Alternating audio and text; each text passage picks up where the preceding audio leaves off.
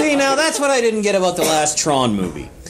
You know, he's got his terminal running for 20 years. There's no power outage in the city. You know, the fans don't stop. It was solid state. And you saw how all the dust was on the control console, and the dirt and the cobwebs, and the damp and everything, and it's still running. And it's still running. Really thin. Yeah, I don't believe it. They don't make them like they used to. No, they probably don't. I'd like to know about the science and the comics thing. Hey, wait a minute. That's 222 podcast going. I'm sorry. Talk more about me. What do you... Sorry, we were talking to our guest. Yes. We have our guest, Kes, who does the War of Winds. I was just saying, I'm actually interested in the cartoon, the comicking, and the science blending. It's something that I'm fond of as a means of getting it out there. Well, right now, I mean, we have an open lab system where I work, so the bays are right next to each other. Everyone's talking to each other. And word got out that I did comics and illustration, and now people keep coming around. Can you draw me this figure? Can you draw me that figure? It's like, can you pay me for it? Yeah, exactly. Science illustration that's good money. It is. It's good money, but it's so frustrating. Yes. I mean, these scientists, they're not... Like, we're all visual people. We get most of our information from what we see. But try getting a scientist to explain to you what they want you to show. And, like, I did it once for one person, and I would never consider a career in it because it was just the most frustrating thing ever. Like, you don't even know what you want. How can you even commission me to do this? It would. And to add to that, you also have the Trekkie level of obsession with the phalange should be moved 45 degrees. It was exactly that kind of details. It was the pitting here in the joints is not quite what I had envisioned. Of course, I didn't tell you that. Of course not. But you should know this intuitively as someone from a different field. That I won't be doing that either. Obviously, I've already developed a bias against that, so I can understand. What kind of things are you doing? Sciencing. Well, like the science part, or how I'm mixing the art with the science. That. The art with the science. Yeah. How are you mixing it? I have this extremely ambitious idea to illustrate my thesis as a comic. Now, that fell through because, like, I just don't have the time. But for scientific posters, what people do when they have their project, they usually display it like a bunch of PowerPoint slides right next to each other with these horrible figures drawn in PowerPoint. So I drew... Like the clip art? Yeah, that they steal from other people's sites and then don't source. Yeah, that stuff. So I drew myself as a researcher explaining my research to people who are coming in. Nice. Now, when people come into these scientific conferences, envision Artist Alley with only words. Yeah. It's horrible. And then people who have no social skills. Welcome to science. You know, comics is kind of the same thing, but... in its entirely different way. Yes. Yeah. And one's intellectual and one's just kind of like, I just want to sit in a corner and draw. Yeah, where the visual interest comes from a font that is 1 point higher than the explanatory below. And that's, they're wowzers. You've been there. I can understand. I mean, the visual appeal there, I think, is really important. Because, again, no one with a real life wants to walk into that environment and feel any of the emotions that you feel in that environment. But it's not inviting, and it's not. And that's what's horrible about scientific conventions. Everyone is so excited about their research, but they have no idea how to get their excitement across, especially in a poster.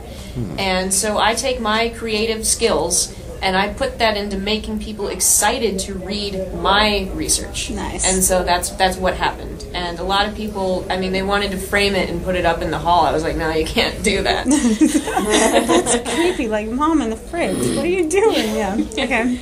But I'm hoping that they'll take a little bit of it and apply it to their own posters in the future, because half the difficulty is getting people in different fields to be excited to read your research and then get to collaborations and I mean, it's the same thing in comics. Yeah. Collaborations between people, getting networks together, social networking. You can't do that unless you have the skills, the visual skills, the writing skills to get your ideas and the things you're excited about, to get that across to other people. And so science, art, melding, it's my passion. That's what I'm trying to do. That's awesome. That's awesome. Tanya, you said that you were working on a new comic. I am. Are you able to talk about it, since obviously you were bringing it up slightly? It's my comic. I can talk about whatever the hell I want. No, on August 7th, which happens to be James Randi's birthday, we will be releasing the first issue of Ninjeel, and Ninjeel is an extraordinarily campy superhero skeptical comic. So the idea is we're doing the the ridiculous superhero story where a completely mysterious substance enters an eel tank and suddenly you have the electrical powers of an eel. It's complete crap. But that's the only part that's complete crap. We move on from there and we're tackling different subjects, and so like but we're tackling more the pseudoscience and the skeptical subjects. So our first issue after the origins, we're tackling the vaccines equal autism myth, and then from there moving on to creationism and all of those different kind of things, and trying to take them down in an entertaining way that's a little less prickly than some of the because this is what I was getting at, and when it's the visual appeal. The visual appeal is like, you use look pictures to educate, Well, and it is a little more exciting, and it is a little more friendly, and it's not an info dump. Yeah. Which is a science problem. Yes. So infographics are kind of cool, I say. Infographics are. Infographics, but info dumps are here in the next 24 hours. I'm going to give you every specific detail about this one minuscule fact, and it just drags. It's horrible.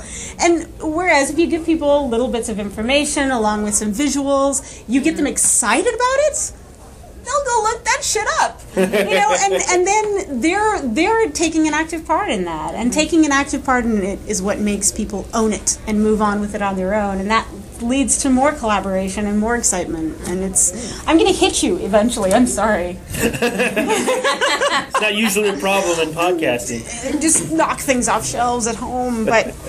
So, yeah, I mean, I'm very in tune with that, and I do think it's really important, because... graphics are just such a powerful tool. Science doesn't utilize it enough. No. It's true. And unfortunately, the way science gets made public usually involves clip art and false headlines. Yes. Yeah, and I Gravity's alive! Proof! News at 11. Gravity's just a theory, guys. Yeah. Sorry. True. Yeah. I'm sorry. I know it was a joke, but it still hurts. I know. It hurts me too. Well, I have a question for you, Kez. Since we are here at Penguicon, which is awesome. Where Will Wheaton is not. Was he even invited this year? I don't know. It doesn't matter. He's not here anyway. I have my not Will Wheaton ribbon. Yep, me too. So, you've done a lot of conventions. You've gone to a lot of conventions. What do you decide? How do you decide? How do you go about deciding what to bring to a given convention, such as merchandise and the rest of it? First thing I consider usually is the theme of the convention. It's best to stay on theme with merchandise because you're bound to attract the biggest group of people to sell your stuff to.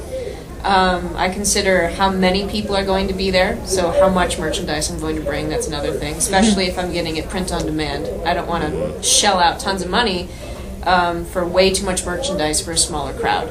And then I guess what else I consider is just trying to have a universal theme in a lot of my merchandise so that it can cross different audiences, so that even if they're not interested in my work specifically, they will find or understand or enjoy a piece of merchandise that I have.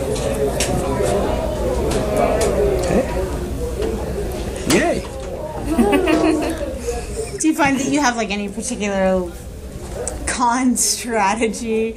Is there, like, Jenny Breeden is sort of known for the way she can relate any comic to any person based on, you know, hey, that belt buckle's just like this comic, you should buy it. She's very good at that. I mean, because you talked about that kind of uniformity. Do you use that to your advantage?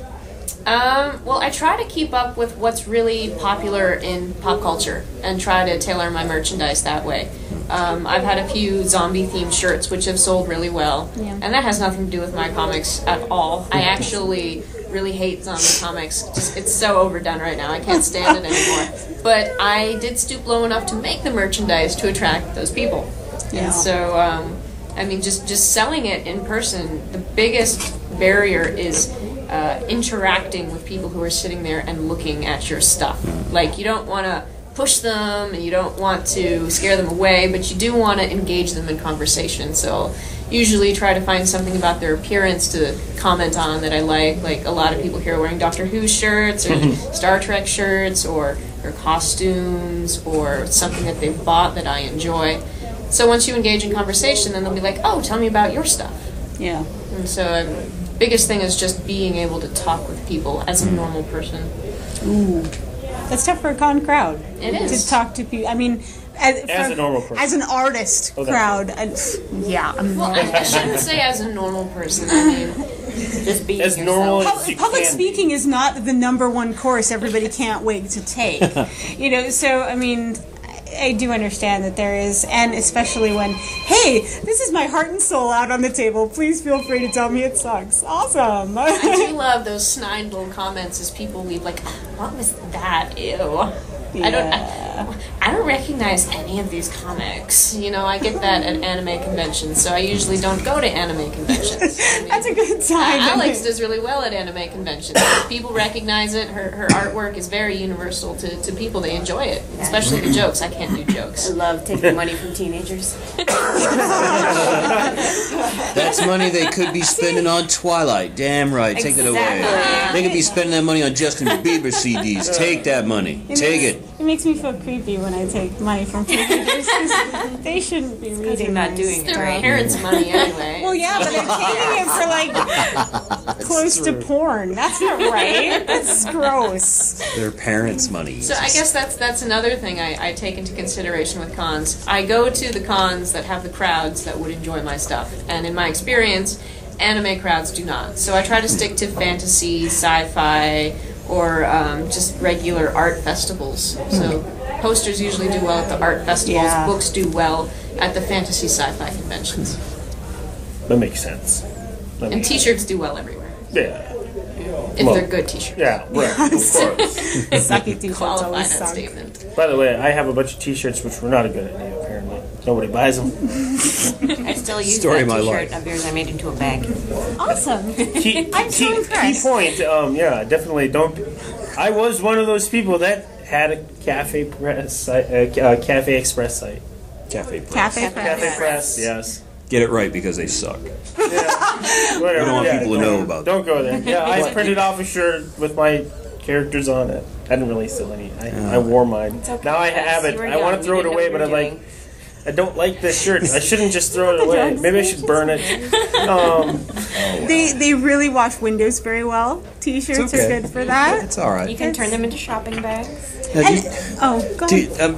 do you drive to every convention? Do you fly? How do you deal with I this? always Carrying stuff to the drive. airport. And, Oh man, I would never take my stuff. I would never ship it. I always drive. So usually I stick to conventions that are 5 or 6 hours most away from my home base. Unless I'm a guest, in which case I'd go out further if they paid for it, but that usually doesn't happen. you wouldn't like UPS or FedEx your stuff, or rather than carry it on a plane or something? No, I wouldn't. Well, I mean, I was invited to BayouCon this year in Louisiana. It was the same weekend as this, though, so I didn't go to it.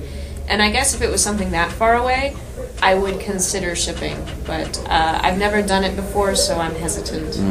My first experience with shipping was Comic-Con 2003. I did not ship my stuff. I flew, or we drove, but I did see an entire pallet worth of merchandise show up Sunday at around noon. Nice. And It's an expensive con to not have anything to sell all weekend. Not only do you have to worry about getting there, but the tables are about $600, and then, you know, so it's a little scary. And like the packages, I mean, it doesn't matter how many times you write fragile on it. It is going to get kicked, dumped, tossed, turned around, and then finally saran wrapped, melted.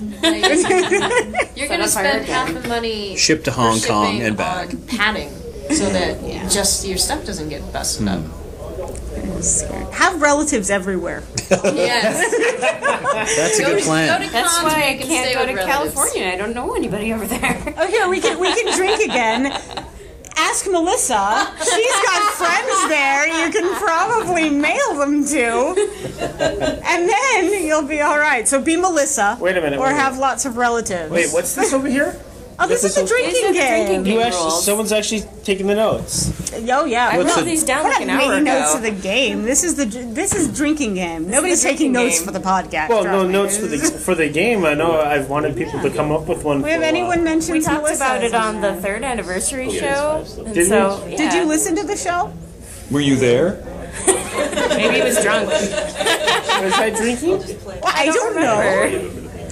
Were you drinking? Yeah, I know. I brought it up a couple of times. I don't know if anybody actually wrote it down. What do we got? How much have we hit so far? Okay, so the Webcomic Beacon drinking game. Drinking game submitted for your consideration. Drink when Fes cackles. There we go. When Mark talks about no one reading his comic. Nobody reads my comic. Oh, gee. When Mark does the bow voice. Ah, gee. I wish we would When love Tanya brings up boobs. We already did. Yeah, we did that a lot. We'll do it more. When someone spells exern. EXIERN for the record. Yes. .com. When someone makes a pun, just any pun. Any pun. Any pun will do. Very punny. Do you have to drink twice for the really groany ones? Yes. Okay. We might have to double When Fes justifies the production, which is a rule we just added. Yeah, that one came right. When Fes goes on a rant, you chug until he stops. And then you call 911. And then you call 911. I didn't know we were going to need spotters for the game. That's You can't make brown! Blue and red, no, you can't do it, no! I don't know what the fuck you're talking about. You finish your drink when anyone mentions Melissa. When Tanya and Fes argue about science and or semantics. But that's not what I meant! When Tanya falls off Skype or gets that underwater voice. And when Star Trek comes up. Captain Kirk? Then I have a few for the Tropecast and the Newscast, but I'm having trouble coming up with them, so I'd appreciate help with They're this. still going. They're still in development. They're still They got evolving, time. so. They got time to simmer. For the bit. Tropecast, you drink whenever I start talking in trope speak, because I do that a lot. Because I spend too much time on TV tropes. Your mileage may vary. For the Newscast, whenever Ross says peanut butter and jelly, which is at the end of every show. And anytime a new e-comic or e-book reader story is talked about. nice.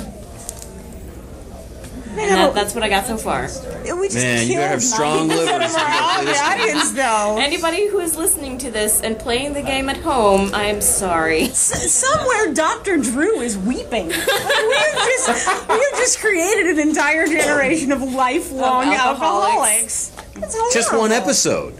I mean, Just one. they're finished. You have more faith in us than I do. Your liver would pop like a balloon. You just You one make a little show. noise. You never want to hear your liver explode. No. That'll be flammable. Awesome. You'd have to be buried like hazmat, like in a salt mine.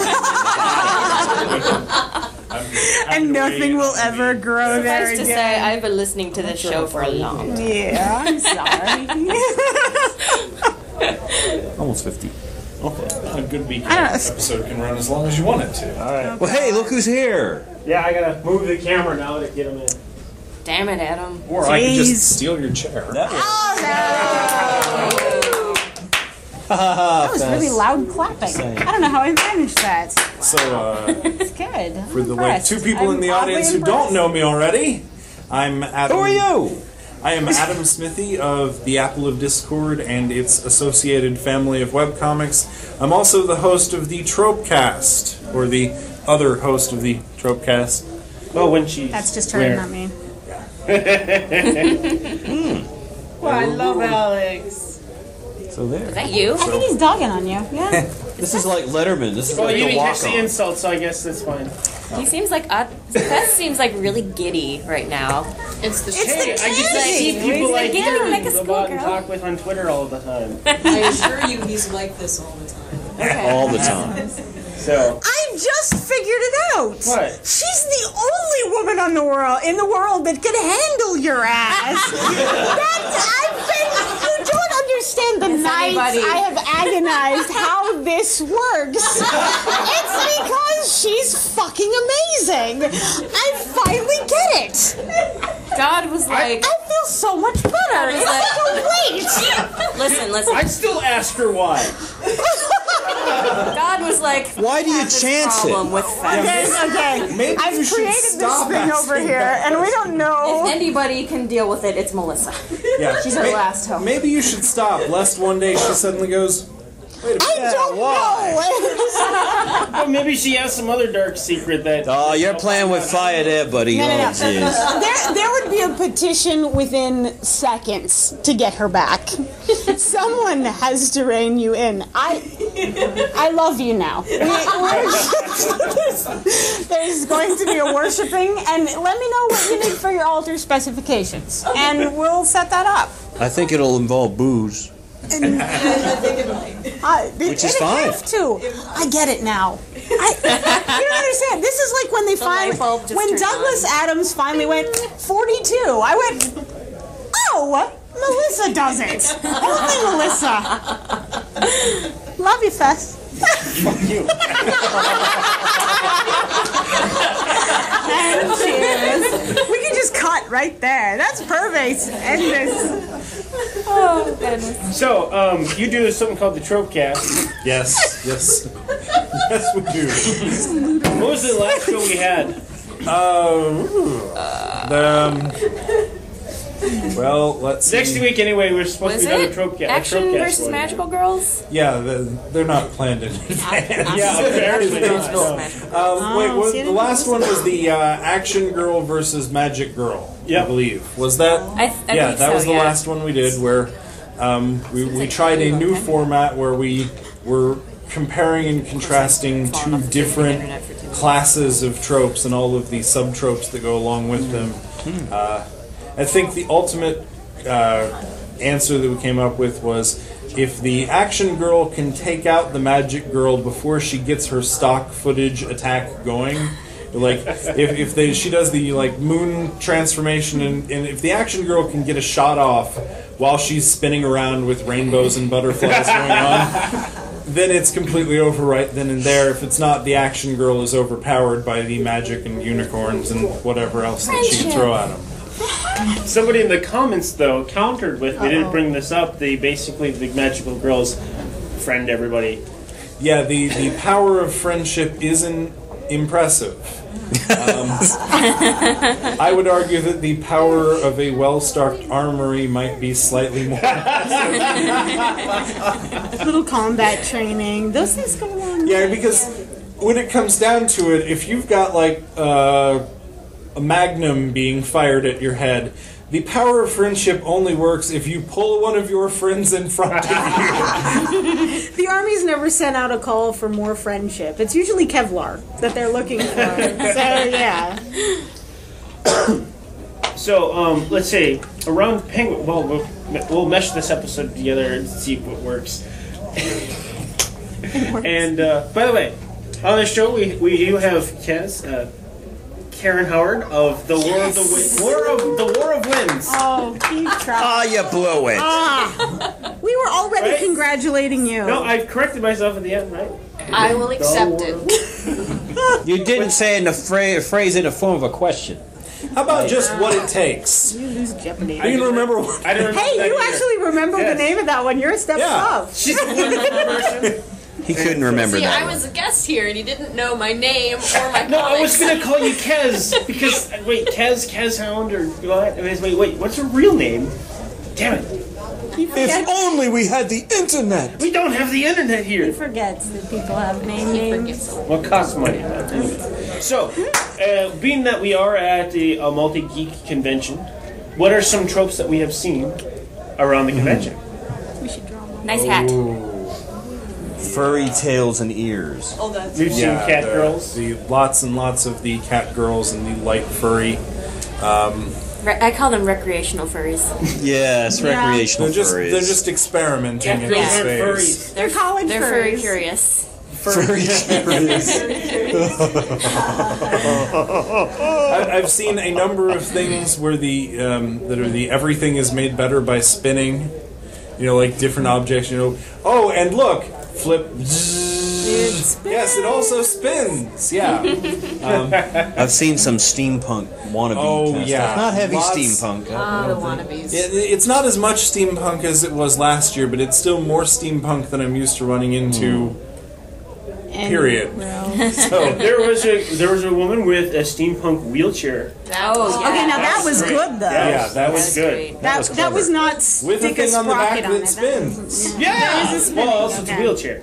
Well, yeah, okay. So things on the sides that spin I too. kind of have to. Plus, I think it was necessary. It had I a just working think- telescope, a working telescope on her arm, and the back part of it, like she presses a button and steam comes out. Like That's it's awesome. steam engine. It was Nice. seriously impressive. Excellent. I just passed Chewbacca in the hallway on my way in here. Can So you make the noise? no.